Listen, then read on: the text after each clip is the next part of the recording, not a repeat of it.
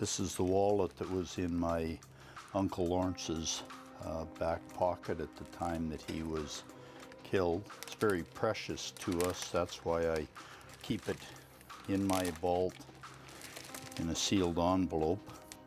It's burned and stained, but it's the only thing Lawrence Gordon has to remember his uncle, Private First Class Lawrence S. Gordon, his namesake, and a World War II soldier whose body disappeared. I probably would have been 6 or 7 years old when I can first recall my father telling me about it. I thought, how can there not be a body when you've got the wallet? And I simply felt that Uncle Lawrence's body had been lost and I'd never know where it was. The mystery of this wallet and his uncle spans 7 decades and 4 countries. It's taken the dedication of family and the persistence of strangers to possibly crack the case. It begins here on a farm near East End, Saskatchewan. The homestead is still in the family.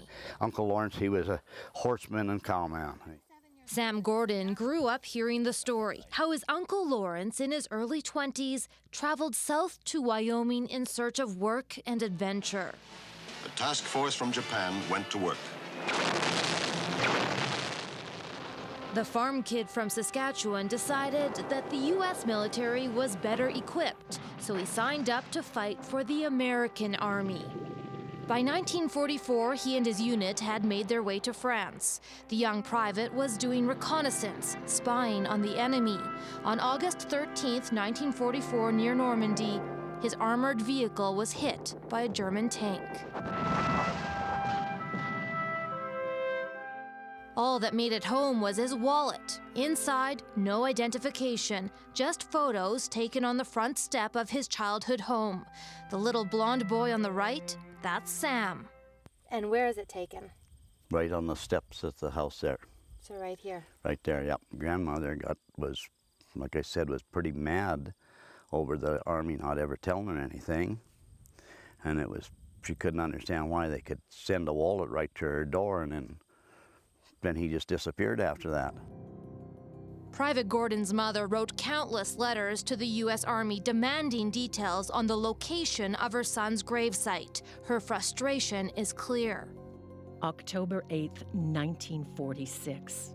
I've written you before, and also to the Red Cross, but as yet I have failed to get a satisfactory reply. I should think by this time they should have located the grave. Please let me know. The one in his dress uniform is the best photo we have of him. Did your father ever tell you why he named you after Lawrence? Oh, he did. It was to ensure that Uncle Lawrence wasn't forgotten. And he never was. Now a lawyer in Medicine Hat, this Lawrence promised his father that he would find and visit the grave. At one point, he flew to France to search the American military cemetery. He found Lawrence S. Gordon's name on the wall of the missing. But it turns out not just family was searching for answers. Jed Henry is a 32-year-old freelance cameraman from Wisconsin. His grandfather fought in the same company as Private Gordon.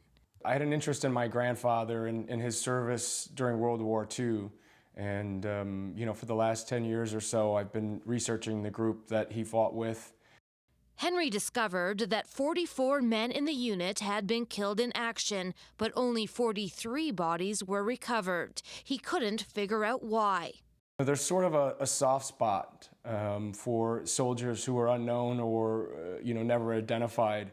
And so it just kind of bothered me. And I just wanted to look into it and see if there was a chance that maybe we could find him.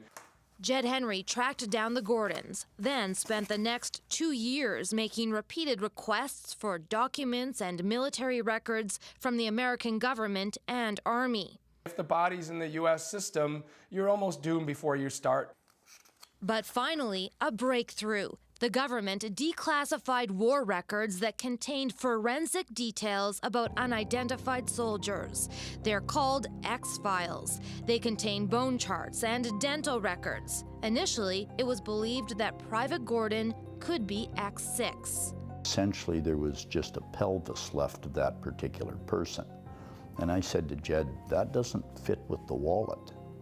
The wallet's in pretty darn good shape, and so I couldn't possibly imagine how you could have just a pelvis left and have the wallet in that condition. So they looked further, mapping where Private Gordon died, who he was with, what kind of injuries he might have had. It all pointed to X3. We knew this was our shot, and that this was really the only body that could be, Lawrence Gordon. But what no one expected, X3 was buried with Nazi soldiers in a German military cemetery in France. You can't help but wonder when he's among 12,000 other deceased German soldiers, whether or not he may even be laying beside the one that killed him. You don't know. How is this possible? Well, it's only speculation, but it wasn't uncommon for soldiers to scavenge clothes off the enemy. So the family believes Private Gordon was found badly burned in a German uniform and was mistaken for a Nazi soldier. Of course, what they really need to prove this theory is DNA. What happened next is extraordinary. Lawrence Gordon, his brother Sam, and Jed Henry flew to the German cemetery near Normandy. They convinced officials in both Germany and France to remove the bones of X3 from this burial cask. French police kept guard as forensic experts painstakingly documented every step. So did you expect all this? No, I did not. The bones are now being tested inside a national crime lab. The DNA compared to samples given by Private Gordon's nephews. There's a great deal of pride that goes into what we've done. This may or may not be PFC Gordon.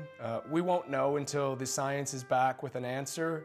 But I think what we've done is I think we've honored his memory by doing everything we can to identify him. It will provide closure for the family. But Lawrence is already convinced. He saw the skull and the teeth and believes it matches his uncle's dental records. For him, the search is over. It was like, there's no doubt we've got him. Lawrence is already making plans for a proper burial, perhaps here in the rolling hills of southwestern Saskatchewan, alongside family members who died waiting for Private Gordon to finally come home. Bonnie Allen, CBC News, East End, Saskatchewan.